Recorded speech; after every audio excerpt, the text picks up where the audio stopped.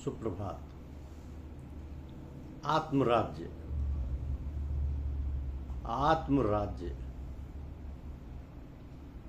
हमारे मन की भागदौड़ जहाँ तक है, हमारी समझबूझ जहाँ तक काम करती है, हमारी बुद्धि न जाने कितने विचार सागरों में गोता लगाती है, हमारे चित्त में न जाने कितने दिनों के अहंकार संस्कार डेरा डाले हुए पड़े हैं, और फिर हमारा अहम क्या कहने इसके। अहम तो न जाने कितनी वस्तुओं को, कितने लोगों को अपने आप में अटकाए हुए है और अपना अलग एक साम्राज्य बनाए हुए है।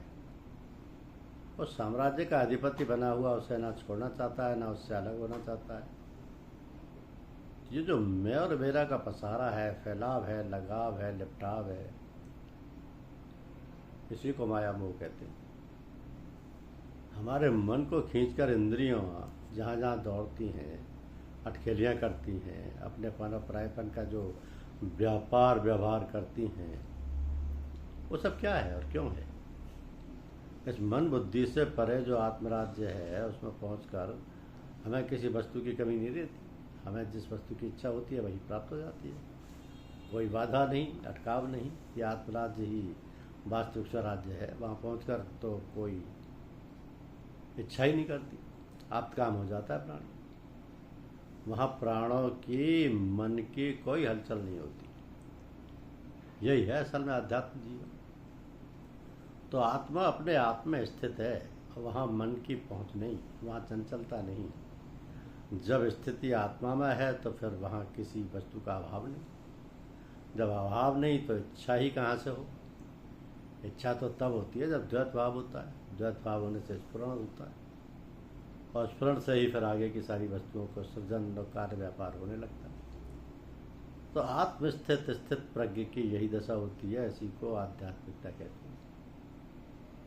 जब स्थित प्रज्ञ की दशा पैदा होती है तब वह स्थिति पूर्ण रूप से स्थापित होकर अपनी बन जाती है। अर्थात उस दशा में रहते हुए जब हम अपने होश आवास में रहते हैं, तब हमारे जितने भी अधिकारी हैं सब शरीर रूपी साम्राज्य का कार्यभार संभाले हुए।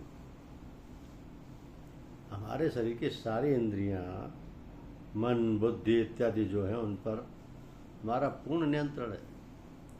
तो हम सारा कार्य व्यापार परमात्मा की इच्छा से प्रेरित होकर करते हैं। उसमें तनिक भी मैंपन का, अहम भाव का संश्लेषण नहीं है। यही है हमारा आध्यात्मिक जीवन।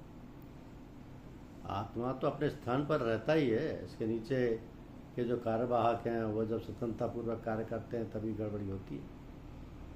कहने का तात्पर्य है कि आत्म स्थिति में परमात्मा की इच्छा या प्रेरणा स्वयं आती रहती है, और उसी के आज्ञानुसार सारा कार्य व्यापार चलता रहता है। यही है आध्यात्मिक जीवन।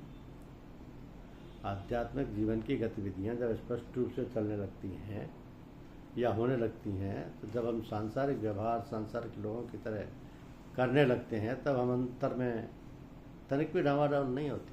हमारी शांति तनिक भी भंग नहीं होती। हम सुख दुख में एक से रहते हैं।